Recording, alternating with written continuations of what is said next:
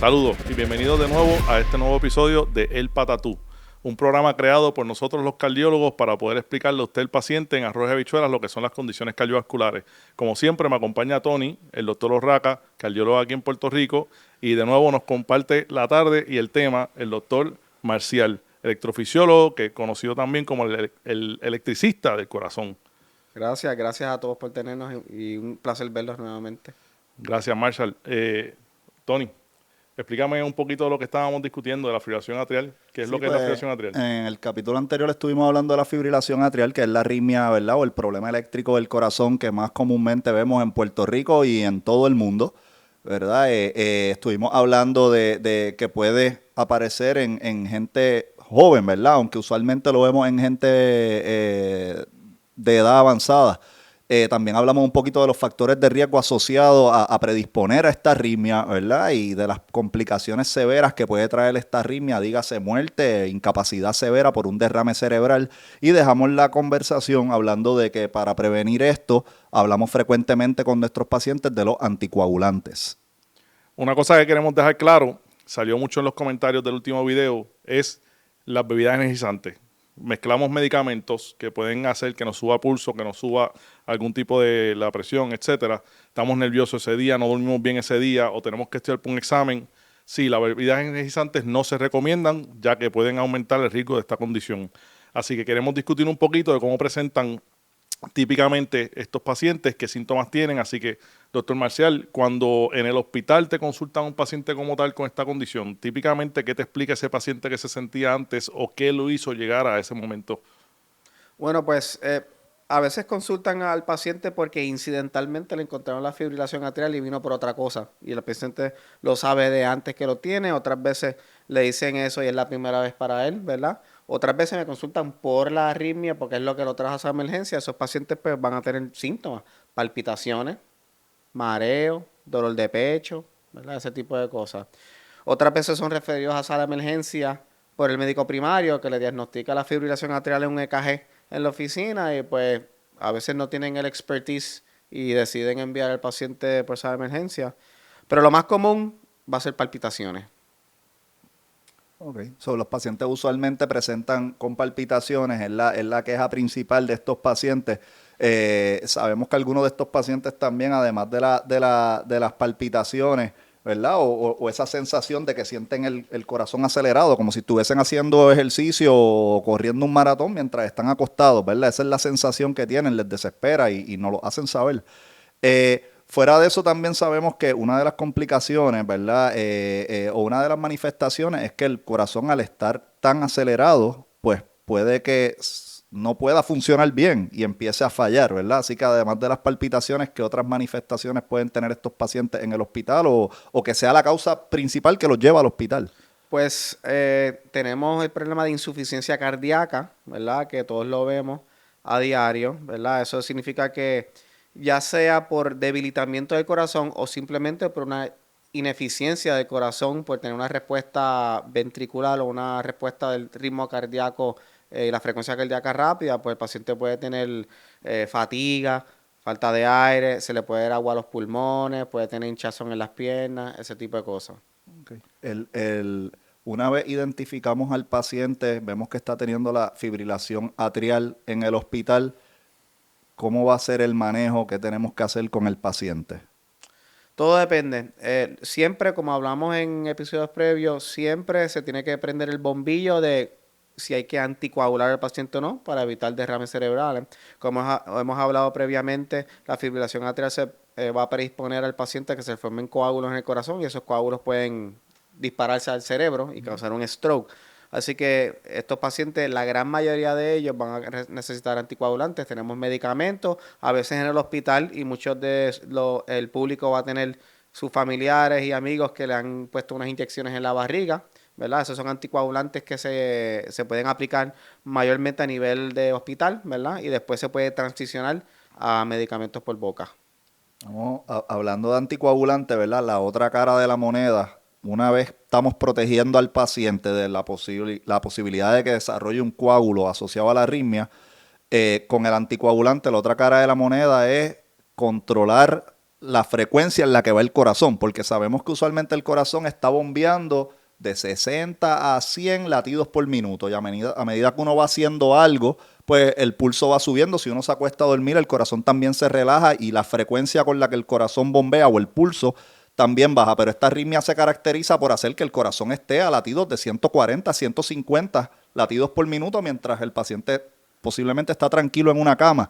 Una vez hablamos de anticoagulación, ¿qué hacemos o tenemos que hacer algo para enlentecer el pulso y que el corazón esté más relajado?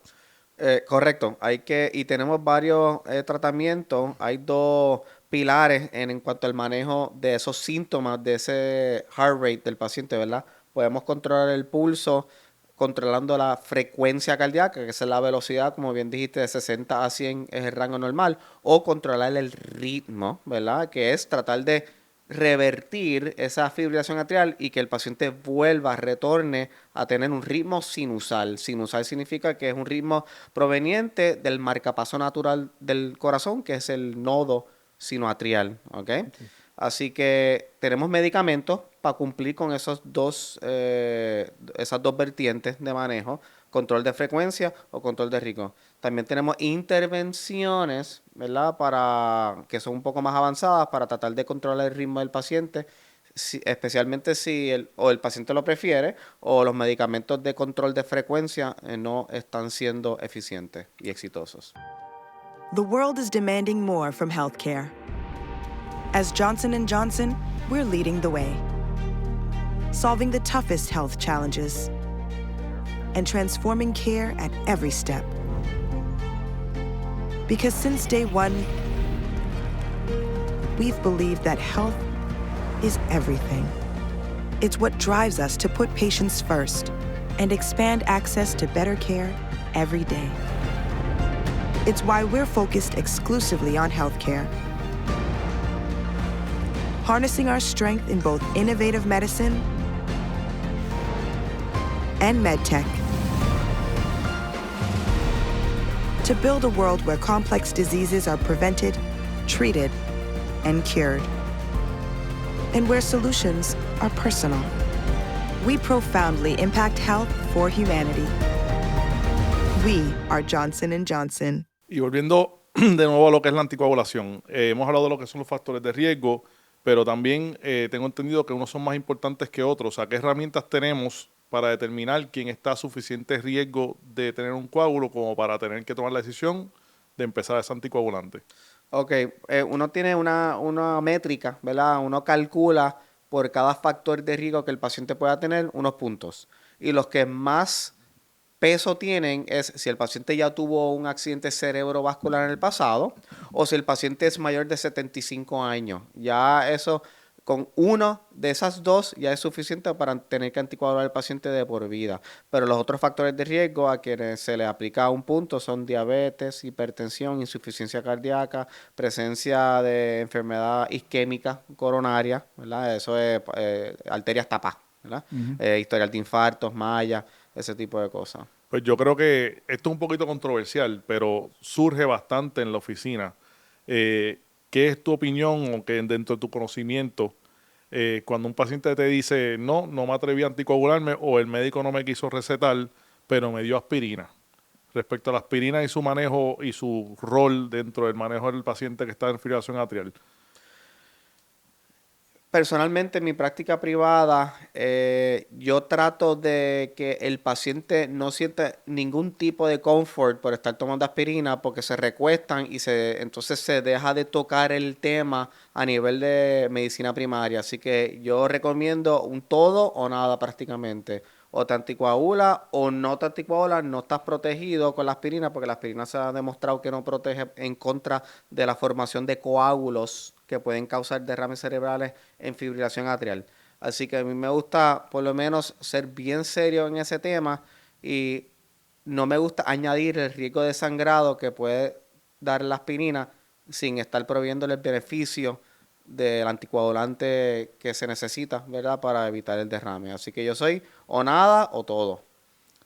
Perfecto. Entonces, hablando, ¿verdad?, del paciente que se beneficia de anticoagulación, hablamos de los factores de riesgo, vamos a coger al paciente, vamos a ver si en base a esos factores de riesgo el paciente está a un alto riesgo de tener un derrame cerebral o de formar un coágulo en el corazón, ¿verdad? Porque no todo coágulo quizás coge para la cabeza, puede coger para las tripas, por decirlo así, y causar falta de oxígeno en las tripas, puede coger por una pierna y resultar en una amputación, ¿verdad? En base a ese cálculo de esos factores de riesgo determinamos si le vamos a dar anticoagulante al paciente. ¿Qué nos debe aguantar? Porque tenemos pacientes que quizás tienen un riesgo de formar coágulo, pero decimos pero de la misma forma lo protejo del coágulo, pero esto es un paciente que está bien alto riesgo de una complicación grande como un sangrado que pueda acabar con el paciente, ¿verdad? ¿Qué cosas tenemos que tomar en cuenta para decir aquí en este caso el riesgo de sangrado sopesa más que el riesgo de la posibilidad de formar un coágulo? ¿Qué herramientas usas para saber eso?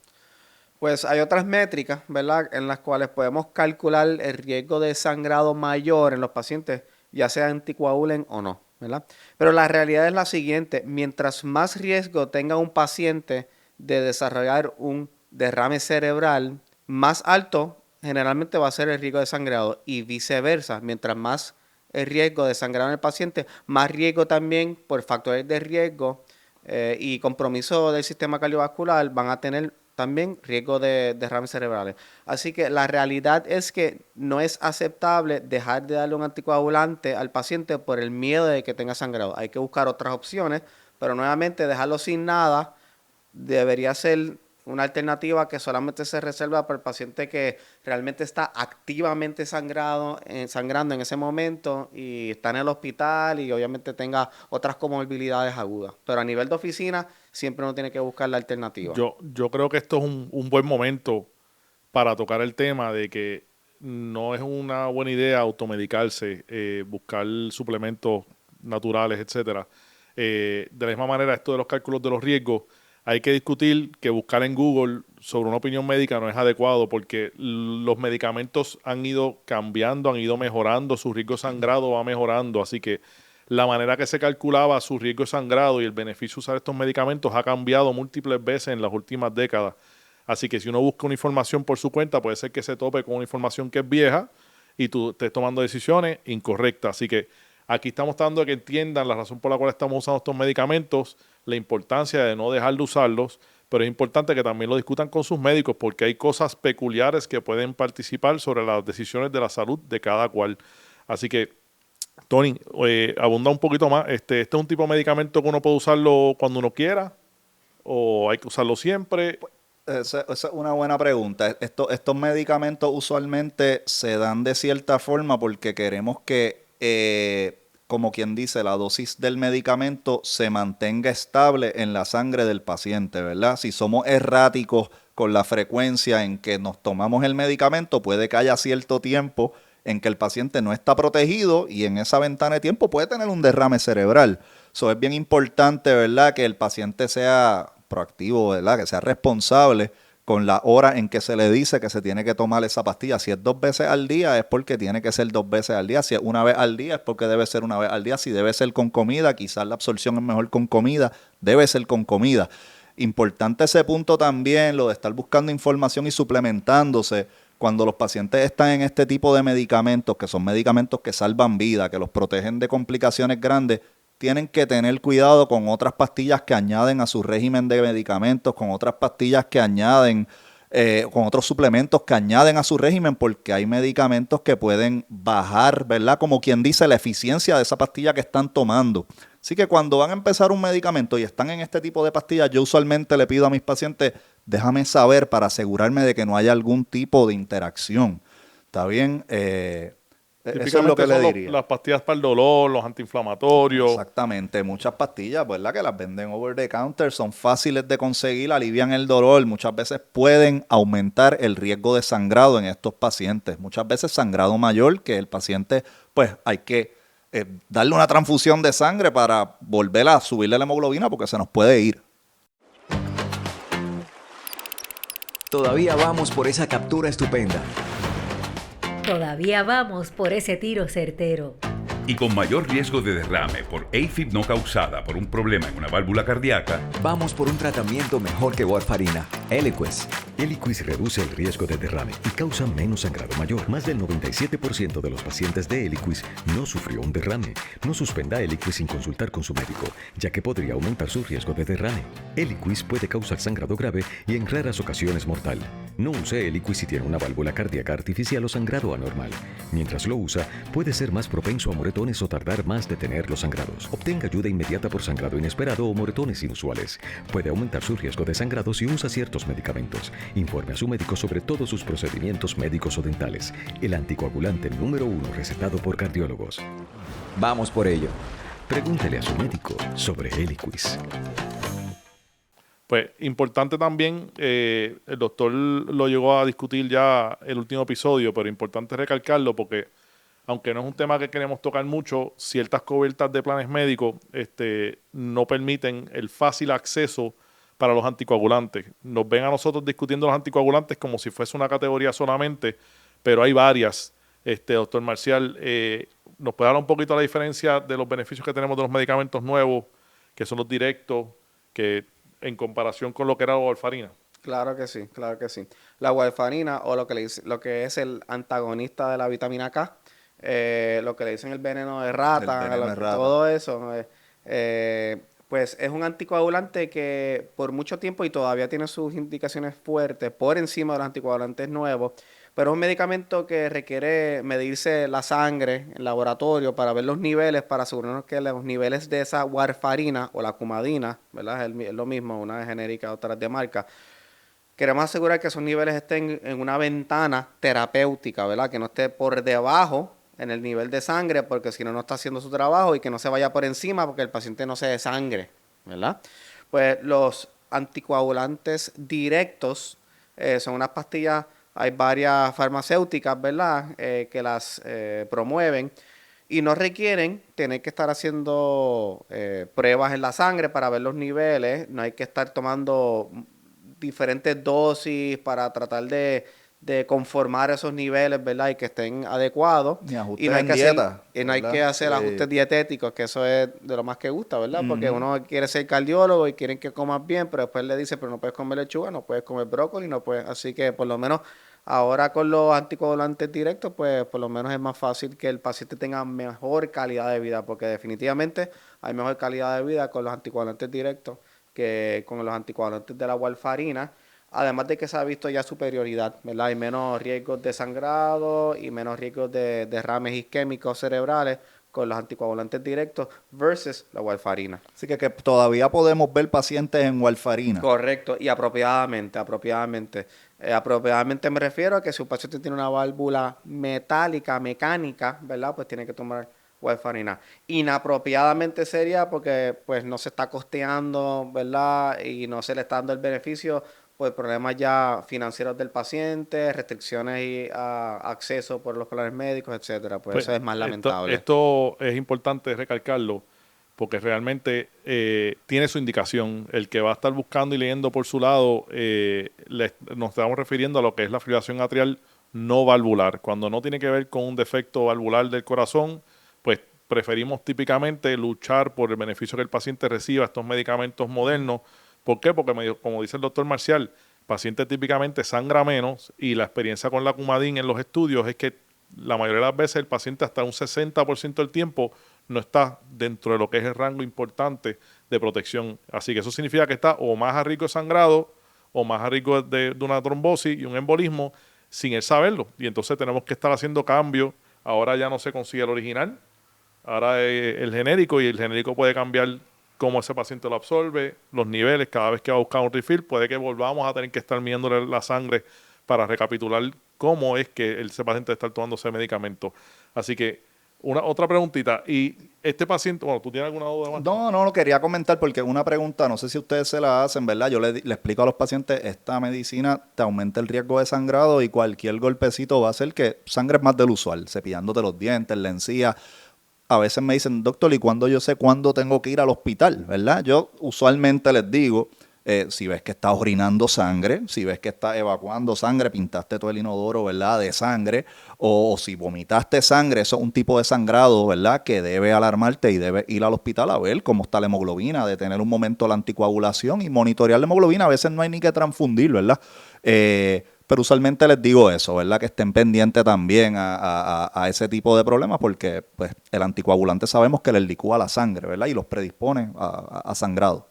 No, y típicamente, a diferencia de la warfarina, que veíamos sangrados, lo que llamamos espontáneos, o sea, salían de la nada, por decirlo así, este paciente típicamente los medicamentos nuevos, cuando tiene un sangrado, se encuentra que tenía otra condición. O sea, típicamente el paciente tiene divertículos, tiene cáncer de colon, tiene úlceras en el estómago, tiene cáncer de vejiga, y eso pues los predispone a sangrado, y a veces hasta nos ayuda a hacer diagnóstico. No es una razón para usar el medicamento, pero sí es un beneficio de tener la tranquilidad de saber que típicamente no es tan drástico como la warfarina, un sangrado espontáneo. Y doctor, te pregunto, este paciente que una vez llega recurrentemente y sangra por diferentes partes y ya no te puede usar el medicamento, ¿hay soluciones para este paciente? Sí, y requiere una clase de anatomía, pero en el corazón, específicamente atado a la aurícula o el atrio izquierdo, hay un saquito que se le dice la orejuela o el apéndice del atrio izquierdo. Ese saquito, si usted se puede imaginar que yo le haya dicho que cuando hay fibrilación se empoza la sangre en los atrios, pues se puede imaginar, pero hay un saquito aún más que es un outpouching, como el apéndice que tenemos abajo en el colon, pues en los intestinos, pues hay uno en el atrio izquierdo. Ahí sí que la sangre se empoza un montón. Ahí es donde se forman por lo menos el 85 al 90% de los coágulos y las trombosis y los derrames cerebrales en el paciente que tiene fibrilación atrial. Pues hay unos dispositivos que pueden, como unos filtros, como unos tapones, que podemos por modo de cateterismo introducir por la ingle esos dispositivos, avanzarlos a ese apéndice del atrio izquierdo y podemos despliegar ese dispositivo, abrirlo casi como si fuese una sombrilla allá adentro y dejarle ese tapón o ese filtro al paciente para poder entonces protegerlo de que no forme coágulos y no se le vayan al cerebro. Y paulatinamente o urgentemente, dependiendo de la necesidad y la clínica del paciente, le podemos quitar para siempre, indefinidamente, los anticoagulantes. Bueno, y como pueden ver, estamos entrando ya en temas bien profundos, lo que son ablaciones, lo que son cateterismos, lo que son complicaciones de tratamiento. Queremos dedicarle otro episodio completamente para poder explicar más a fondo lo que pudieran ser estas situaciones para un paciente, para poder asegurarnos que lo entiendan completamente. Así que quiero darle las gracias al doctor Marcial por estar con nosotros el día de hoy. Gracias a ustedes. Y al doctor Orraca por siempre estar con nosotros. Claro, gracias por sintonizarnos. Ya saben, para más de tu podcast El Patatú, pueden buscarnos en YouTube, Facebook o en las plataformas digitales que utilicen para ver podcast. Muchas gracias.